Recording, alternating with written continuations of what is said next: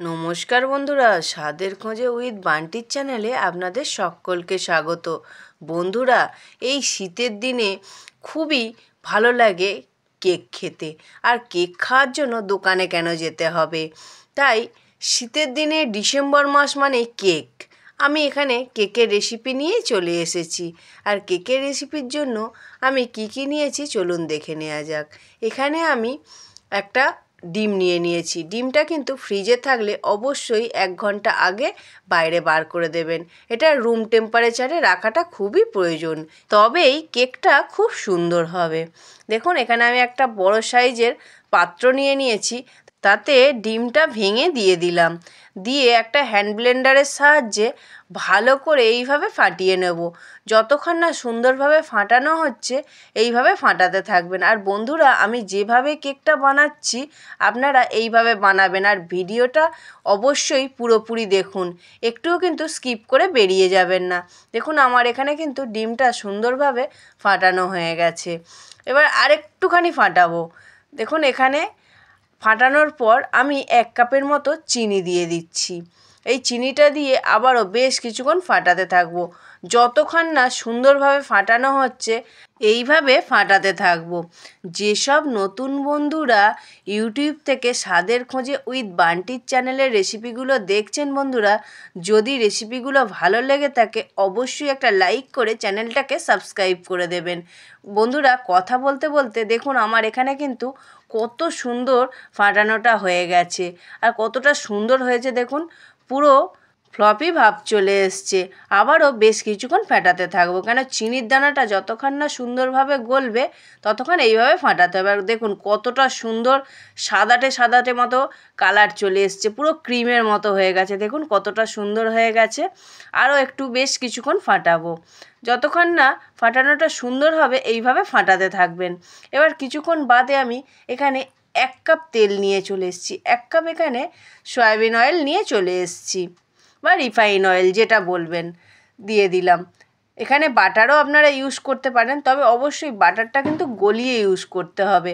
আমি এখানে সাদা তেলই দিয়ে দিলাম। দিয়ে আবারও বেশ কিছুক্ষণ ফাটাতে হবে। যতক্ষণ না আবারও একটা সুন্দর ফ্লফি ভাব আসছে ততক্ষণ এইভাবে ফাটাতে থাকবো।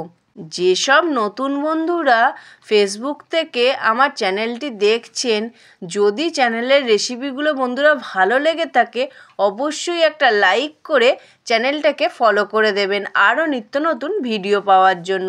বন্ধুরা, আমার এখানে কিন্তু ফ্যাটানোটা হয়ে গেছে আর চিনিটাও গলে গেছে। দেখুন, এখানে আমি 1 কাপ ময়দাকে আগে থাকতে চেলে রেখেছিলাম, সেটাকে দিয়ে দিলাম। আর ময়দাটা কিন্তু অবশ্যই চেলে দেবেন। আমি আগে থাকতে চেলে রেখেছিলাম বলে আর চাললাম না। এখানে আমি 1 কাপ তেল, 1টা ডিম আর 1 কাপ ময়দা দিলাম। পরিমাপটা কিন্তু এইভাবে রাখবেন, পরিমাপ যেন না ভুল হয়।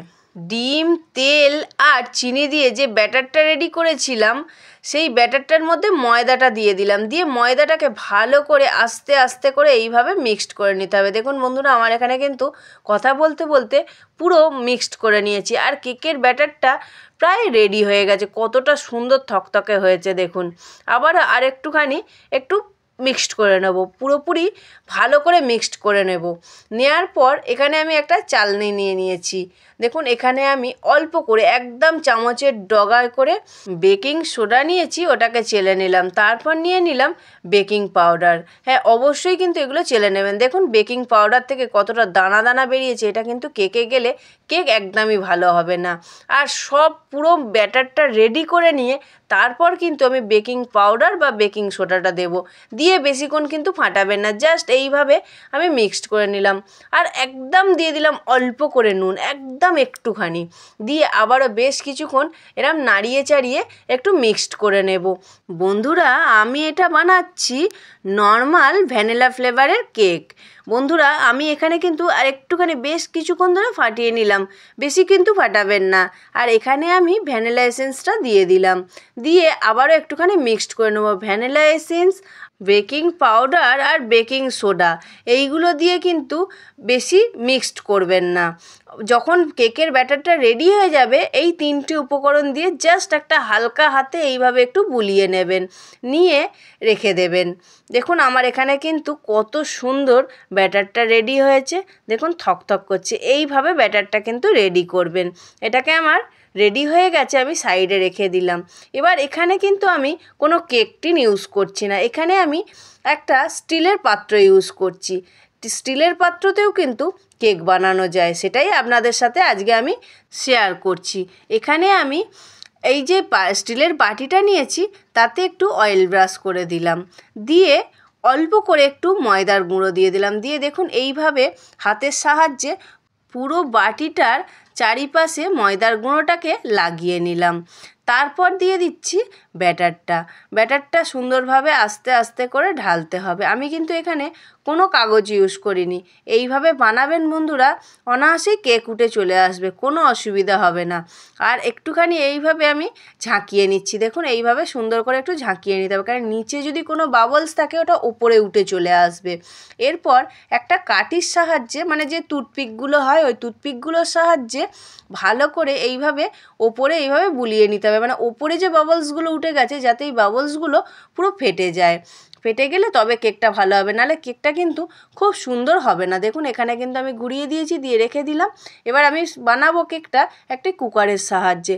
এবার কুকারের সাহায্যে বানাতে গেলে কি কি করতে হবে বন্ধুরা দেখে নিন। এখানে কুকারের ঢাকনার গার্ডারটা খুলে নিয়েছি আর সিটিটা খুলে নিয়েছি, নিয়ে ওপর দিয়ে চাপা দিয়ে গ্যাসে বসিয়ে দিয়েছি কুকারটা।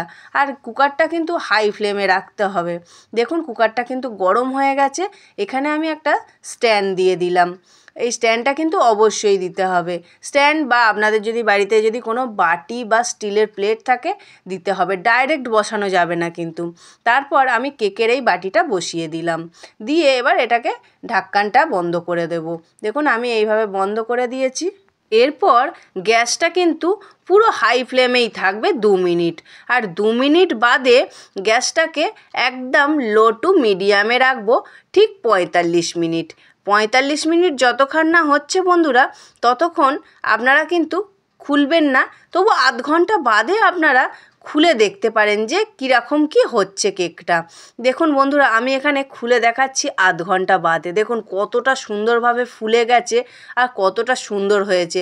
আবারও বেশ কিছুক্ষণ রেখে দিলাম, কেন আমার তো আধ ঘন্টা হয়েছে, আরও 15 মিনিট রাখার পর আপনাদের দেখাচ্ছি। ঠিক 45 মিনিট বাদে কেকটার অবস্থা দেখুন কত সুন্দর হয়েছে, আর সাইড দিয়ে কত সুন্দর ছেড়ে ছেড়ে গেছে। আর আমি দিয়েছিলাম কোন লেভেলে আর কোথায় চলে এসছে কেকটা ফুলে কোন লেভেলে। কেকটা কত সুন্দর হয়েছে বন্ধুরা, দেখুন আমি এখানে একটা টুথপিকের সাহায্যে আপনাদের দেখাচ্ছি। দেখুন একটুও কিন্তু কোনো কিছু লাগছে না, তাহলে জানবেন যে কেকটা কিন্তু সম্পূর্ণ সুন্দরভাবে তৈরি হয়ে গেছে। আর যদি দেখেন যে টুথপিকের গায়ে লেগে যাচ্ছে, জানবেন কেকটা কিন্তু ঠিকঠাক তৈরি হয়নি, এখনও কাঁচা আছে। আমার এখানে কেকটা হয়ে গেছে, আর আমি একটা প্লেটে সার্ভ করে নিচ্ছি। হ্যাঁ, সার্ভ করবার আগে 15 থেকে 20 মিনিট একটা চুবড়ি চাপা দিয়ে রেখে দেবেন। তারপর কিন্তু কেকটাকে বার করবেন ওই কেকের বাটি থেকে। দেখুন আমি এখানে কেটে দেখাচ্ছি, দেখুন কতটা সুন্দর হয়েছে আর কতটা নরম, ছুরি বসাতে না বসাতেই কেটে যাচ্ছে, আর কতটা সুন্দর হয়েছে, যেরকম নরম আর সেরকম ফ্লফি ফ্লফি হয়েছে। আর বন্ধুরা আমি যেভাবে বানালাম আপনারা কিন্তু এইভাবেই বানাবেন, তবেই কিন্তু খুব সুন্দর এই ভ্যানিলা ফ্লেভারের কেকটা খেতে পারবেন। আমি এখানে নর্মাল বানিয়েছি, আপনারা এখানে নানান ধরনের জিনিসও দিতে পারেন, কোনো অসুবিধা নেই। আর দেখুন কেকটা কত সুন্দর নরম হয়েছে, আমি ওপর দিয়ে হাত দিয়ে চিপে দেখাচ্ছি দেখুন, আর সাইড দিয়েও চিপে দেখাচ্ছি, খুব সুন্দর হয় এই কেকটা। আপনারা অবশ্যই বানাবেন বন্ধুরা। আজ রইল এই পর্যন্তই, আবারও দেখা হবে শীতের নিত্য নতুন রেসিপি নিয়ে।